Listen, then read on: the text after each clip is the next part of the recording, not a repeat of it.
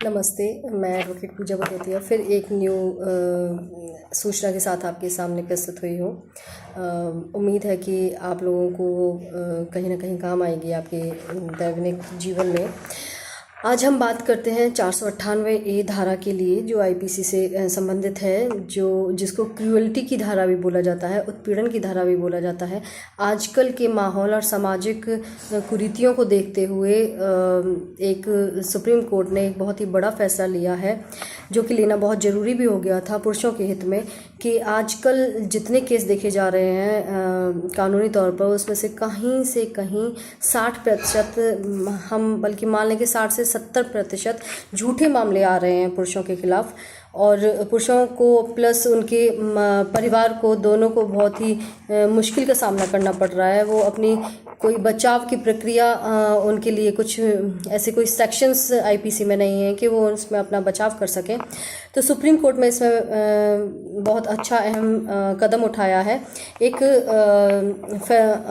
Case था जिसमें कि सुप्रीम कोर्ट ने साफ साफ बोला है कि धारा 498A ऑफ आईपीसी एफआईआर में अब 2 महीने तक नहीं होगी कोई भी गिरफ्तारी। यानी कि अगर कोई लड़की अपने पति के खिलाफ 498A के द्वारा कोई केस दर्ज कराती है तो उसमें तुरंत कोई गिरफ्तारी नहीं होगी।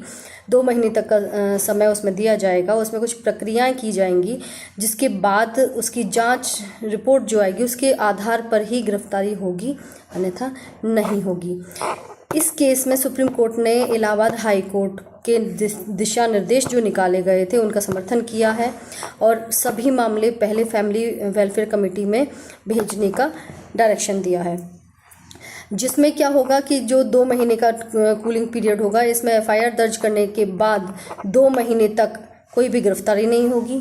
इस दौरान मामला फैमिली वेलफेयर कमेटी के पास भेजा जाएगा। कमेटी की भूमिका इसमें क्या होगी? कमेटी दोनों पक्षों से मिलकर विवाद सुलझाने का प्रयास करेगी और मजिस्ट्रेट को विस्तृत रिपोर्ट भेजेगी। फैमिली वेलफेयर कमेटी का गठन कैसे होगा, अब ये जान लेते हैं। फैमिली वेलफेयर कमेटी के गठन के लिए हर जिले में कम से कम एक कमेटी होगी, जिसमें 3 सदस्य बैठाए जाएंगे उस कमेटी में। जिला एवं सत्र न्यायाधीश द्वारा समय समय पर समीक्षा की जाएगी उस कमेटी की कि क्या उसमें सही सदस्य हैं, योग्य सदस्य हैं या नहीं।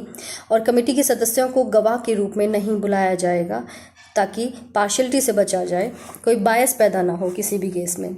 अब जान लेते हैं कि इस कमेटी के सदस्य कौन कौन हो सकते हैं।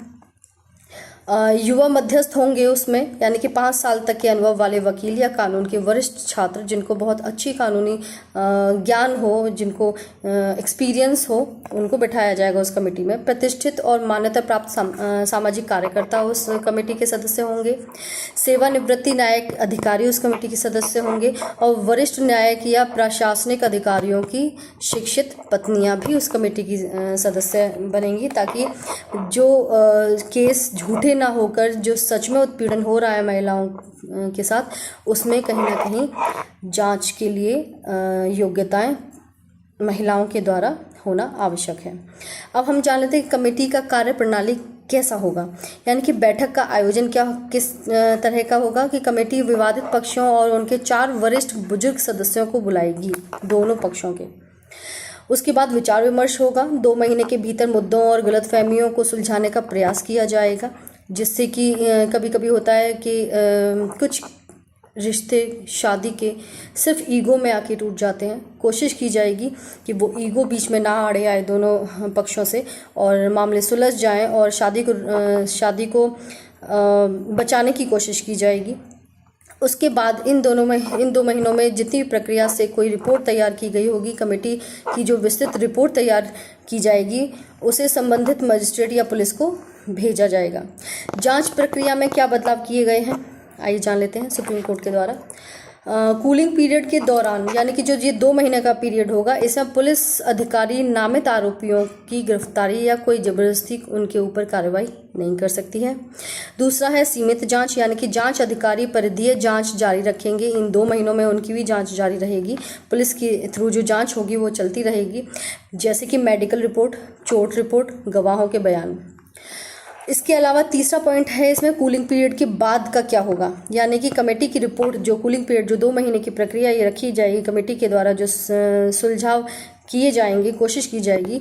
उसके बाद जो कमेटी की रिपोर्ट बनेगी उसके आधार पर सीआरपीसी के अनुसार उचित कार्रवाई की जाएगी। इसमें जो मैंने जिस केस का जिक्र किया है वो केस है आपका शिवांगी बंसल बनाम साहिब बंसल।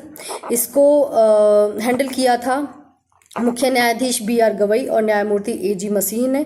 उन्होंने इस केस में दिशा निर्देश देकर समर्थन किया है इलाहाबाद हाई कोर्ट का, और बोला है कि अदालत ने यह पाया कि पति और उनके परिवार पर पत्नी द्वारा दर्ज किए गए झूठे मामलों के कारण पति को 109 दिन और उनके माता पिता को, रिश्तेदारों को 103 दिन में जेल में रहना पड़ा था इस केस में, जिसकी वजह से ये नए दिशा निर्देश निकाले गए ताकि इससे जो झूठे केस पुरुषों पे लगाए जा रहे हैं उनसे उनको राहत मिल सके। अब इसमें महत्वपूर्ण क्या था जानने के लिए वो जान लेते हैं।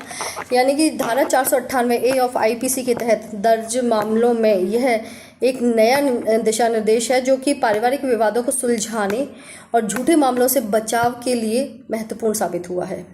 अगर आप ऐसी ही कोई जानकारी और जानना चाहते हैं या आपका कोई परिचित है इस तरह के मामले से जूझ रहा है तो आप मेरी इस वीडियो को से शेयर करें और मेरे वीडियो को लाइक करें, सब्सक्राइब करें मेरे चैनल को, ताकि मैं ऐसी ही जानकारी के साथ और नई वीडियोस लाती रहूं। मेरा उत्साह बढ़ाएं ताकि मुझे अच्छा लगे कि आप लोग कमेंट कर रहे हैं, आप लोग लाइक कर रहे हैं, मेरे चैनल को सब्सक्राइब कर रहे हैं, ताकि मैं नई नई चीज़ें जो हमारा समाज जो बदल रहा है, जो कुरीतियाँ आ रही हैं हमारे समाज में, उसके अकॉर्डिंग जो सुप्रीम कोर्ट नए नए फैसले ला रही है, कुछ कदम बढ़ा रही है उनको रोकने के लिए, उनसे मैं आपको अवगत करा सकूं।